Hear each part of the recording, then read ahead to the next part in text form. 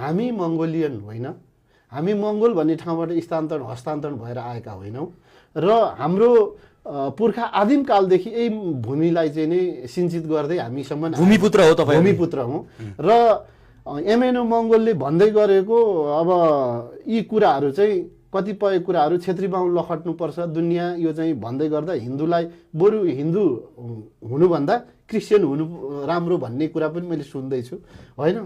किन यो तपाईँ मगरहरू चाहिँ प्रकृति पूजक भन्नुभयो होइन, क्रिस्चियन होइन? त्यो त हिजो अध्ययको कुरा हो नि त। ब्रह्म जाने ती स ब्राह्मण, जसले ब्रह्म तत्त्व जान्दछ त्यो ब्राह्मण हो। नाक लामो हुँदैमा, दारी जुङ्गा पलाउँदैमा, रौँ पलाउँदै, भुत्ला पलाउँदै कोही पनि ब्राह्मण हुँदैन। जसले ब्रह्मको खोजी गर्छ, परम तत्त्व, त्यो सुप्रिम पावरको खोजी गर्छ, त्यो चाहिँ ब्राह्मण हो। तपाईँ पनि ब्राह्मण हो, त्यो ब्राह्मण हो।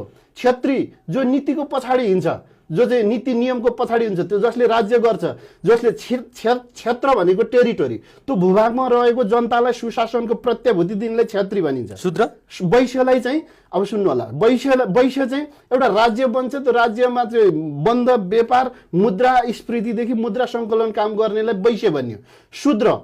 शूद्रलाई चाहिँ तथाकथित तत्कालीन, अहिले तपाईँहरू जस्तो बाहुनै चाहिँ होइन है, तत्कालीन ब्राह्मणहरूले चाहिँ विभेद गरेकै हो।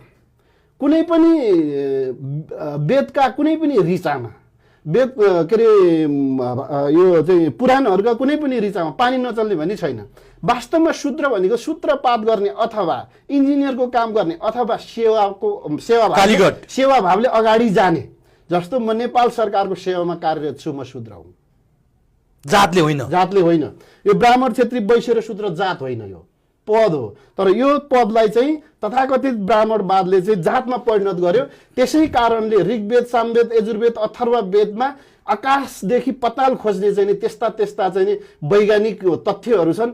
ती तथ्य चाहिँ पाश्चात्य मुलुकमा लगेर आकाश उडाउने, के अरे पताल गुडाउने हरेक कुरा बनाउन थाले, त्यही चिजलाई ल्याएर हो। तर हामी चाहिँ यहाँ जातमा अल्झ्यौँ। तर त्यतिखेरको ब्राह्मणवाद चाहिँ भएकै मानिन्छ, वास्तवमा जात छैन। जो पनि ब्राह्मण, क्षेत्री, वैश्य जान्न के अरे बन्न सक्छ।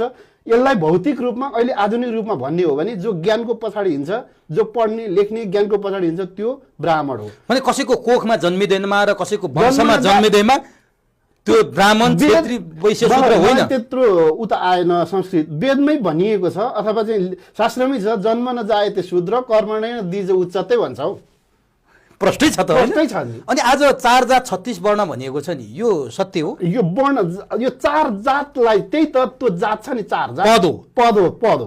त्यो वर्ण चाहिँ हामी जस्ता भयौँ के, बुझ्नु भएन? वर्ण भनेको तपाईँ जस्तो छैट्यो अधिकृत हुनुहुन्छ, त्यस्ता चिजहरू हो के।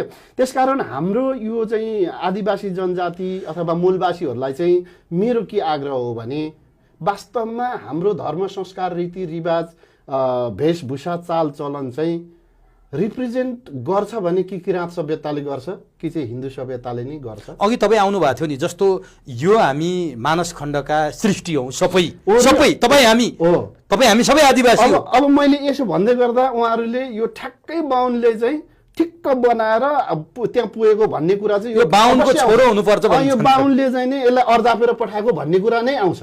तर रियलमा चाहिँ म के भन्छु भने, यो 4 वेद, 18 पुराण, 1122 उपनिषद, यो चाहिँ 108 उपनिषद, रामायण, महाभारत, कृष्ण चरित्र, यी के लेख्ने वेद व्यास माझीका छोरा हुन्। पराशर ऋषिको नामबाट नवलपरासी हो। पराशर ऋषिको छोरा चाहिँ वेद व्यास हो।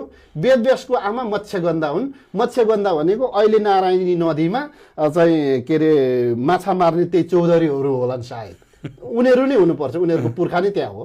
त चौधरीको छोरा हो त वेद व्यास, कहाँको ब्राह्मण हो त? तपाईँ कपिल वस्तु, कपिल भगवानको कुरा आउँछ त्यहाँ, त्यो वेद पुराणमा छ, वेदमा छ, कपिल भगवानको कुरा आउँछ। त कपिल वस्तु कपिल ऋषिको नामबाट चाहिँ नि कपिल वस्तु भएको हो। यो त त्यहाँ